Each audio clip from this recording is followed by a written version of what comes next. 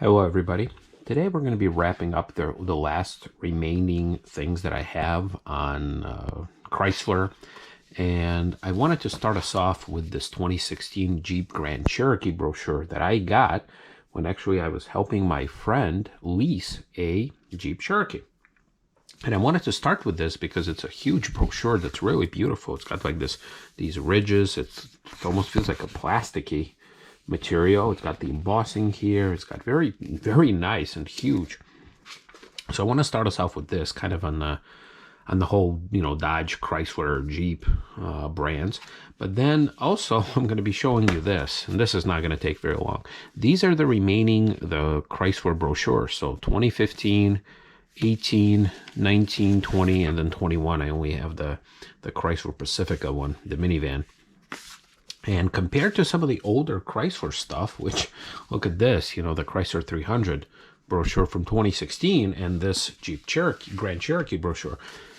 I mean, you can see how the brand is given up. Like they're not putting as much emphasis on their brochures because I guess they're thinking that it doesn't help to sell more cars. So what we're going to be doing is we're going to start with this because this one's going to take, quite a bit of time. And then the rest is kind of history. So starting off with this, apparently this was 75th year of a Jeep brand, so that's good. I mean, they're really pushing the whole Jeep history with the military little Jeep, but it's fine.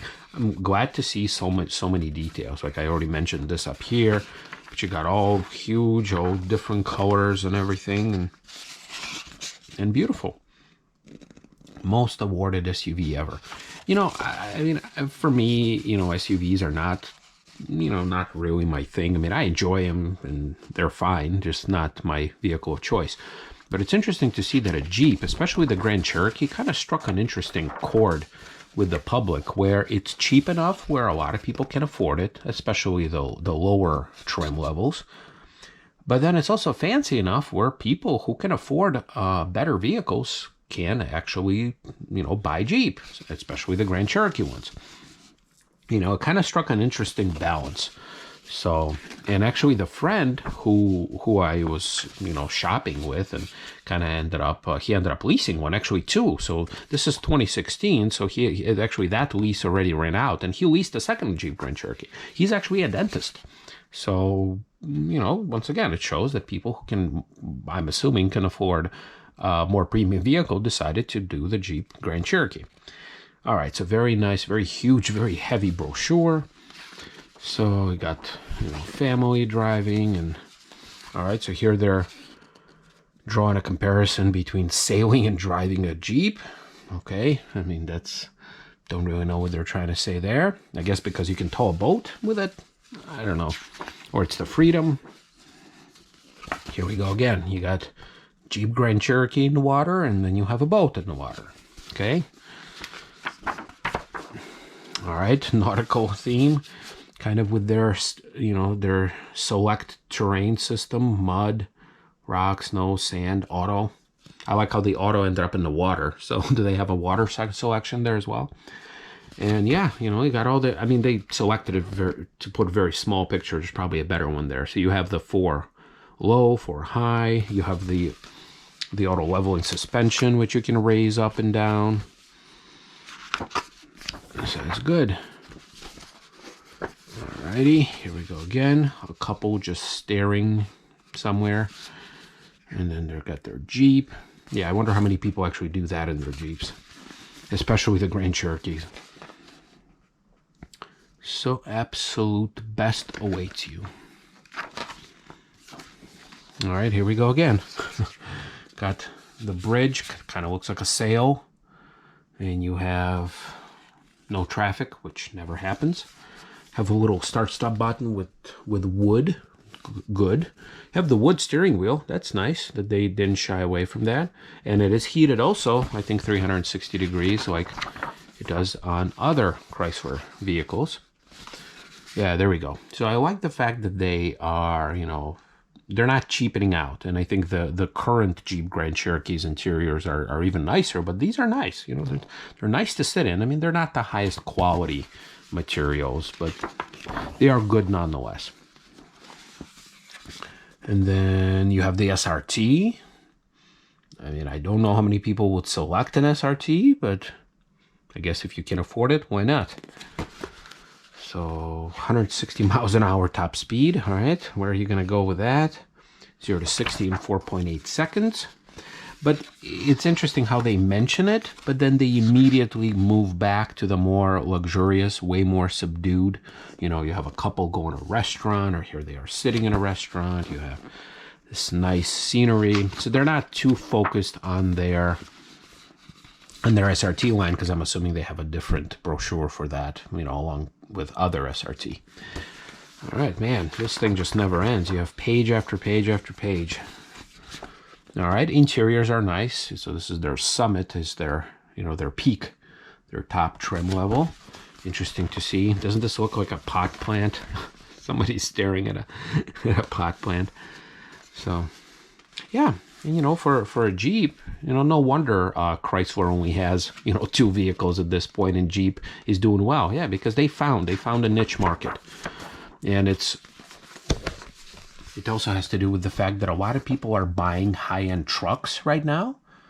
And, you know, high-end SUVs, you know, are also a thing. But the good thing about the Grand Cherokee, that even in the top trim, I mean, it's still like, you know, 15, 20 grand cheaper than, let's say, a Jaguar SUV would be, or a Land Rover would be. So, you know, it's nice to see that they're still going strong. Here you go. Features gallery. I like how the lady's putting her hand on a Jeep. Like, usually, I mean, I can't speak on all women, but usually it's the guys who love the cars. The women are okay most of the time. All right, so a lot of different technology. Once again, beautiful interior. Nice color choice. You know, nice to see some wood and some metal trims, and it looks like almost like gold stuff here. So obviously this is, you know, the top of the line. Summit, yep. In Argentina black and dark sienna brown. So very nice. Here you go, the plant again. And stitching, and the dash is stitched, and all sorts of stuff. You have all the different travel links, Sirius, satellite radio, backup cameras, although backup cameras are kind of crappy on these. I don't know, maybe the newer ones are better, but the older ones, the ones that I drove and test drove, yeah, not too good. Alrighty, going next to water again. All right, almost done with this one. So you got Summit, which is the top of the line. You got the Overland. You know, I mean, I think they are going a bit too far with having like 20 different trim levels, and I think now there's even more. There's Limited. So this is the one that my friend ended up getting, Limited. Laredo. SRT. And then the high altitude. So what is high altitude? Performance suspension, standard advanced technology group, unique exterior look. I don't think I've ever seen one of these before. So this is almost like a sport type of deal. And then the SRT8 is like the real sport. So this is a real sport. This is like a sport, like a blacked out wannabe. All right, a lot of colors. This would be highly inefficient to transport one car over water. But, you know, for an ad. Yeah, there you go. So you have a very high-end house, and it has a Grand Cherokee. And I think that's what I was talking about. That people who can afford better cars do choose Jeeps. So, all right. So we're going to start off with this. And then for the remaining time, let's just briefly look at these. And these are all Chrysler things here. So remember to compare and contrast. You have a 2016 Chrysler, you know, full line giant brochure, beautiful. And then you have this 2015 collection. A lot of this is all reused, but you know, at that point they were shrinking quite tremendously. So you have the 300, you know, nice interior, and then you had the 200. So at that time there was still a 200, and then you had the older style Chrysler Town and Country. All right, fine. All right, so it's a little one. And then you have the 2018 Chrysler Pacifica N300. They even say it right here. imported from Detroit. And here you have Pacifica and Pacifica Hybrid. I like how they split it up into two different trims, into two different lines, because trying to make it look like it's two different vehicles. I mean, the interior is beautiful. That's for sure. But that's all there is. You know, yeah, it's beautiful interior. I think out of all the minivans, the Pacifica does have the best interior, at least for me. And then, yeah, it's a reused shot. The classy looking lady with her 300. That's it. And then you're going here, once again, 2019, 300 in Pacifica. All right, a little bit different photography. Once again, nice interior. And man, they have 1, 2, 3, 4, 5, 6, 7. They have 8 different trim levels. So they're really stretching. Once again, the same lady in her 300. All right, a little bit different here. All right, got the clock. But then the same pictures here. Here you go. So this is where they split up the Pacifica and the Voyager, which I think is like the weirdest thing ever. All right, lady putting electricity in her van. Same shot as before. Yep, same shot. So they do reuse it quite a lot. Some of these are newer, but I'm sure they were used in other brochures too. Same shot again of the interior. And then the Voyager, yeah. I wonder if there's any research on how many people buy the Voyager versus the Pacifica. And then use the same picture again. So this lady is famous. She's all over the place, whoever she is.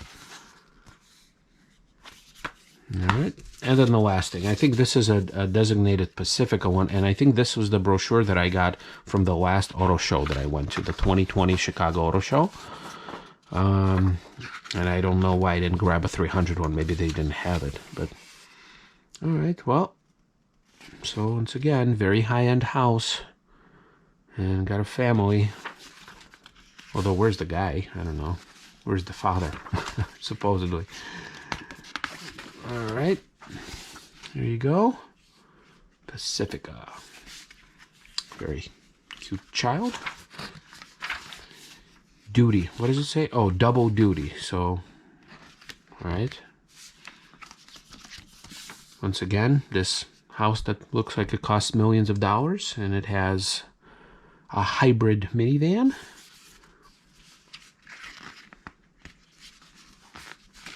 Yep, the interior. I mean, it's a nice interior, but I think they do need to step it up a bit, which they technically did with this highest end trim level that they have with these pillows. I mean, I watched some reviews with these pillows. I don't understand though, why do they choose the brown leather as like the top of the line? Like, wouldn't it be nice to have black leather or some kind of a gray leather? Like, since when brown represents like the highest end trim? Not a big fan of this shifter either, the rotary stuff. Yeah.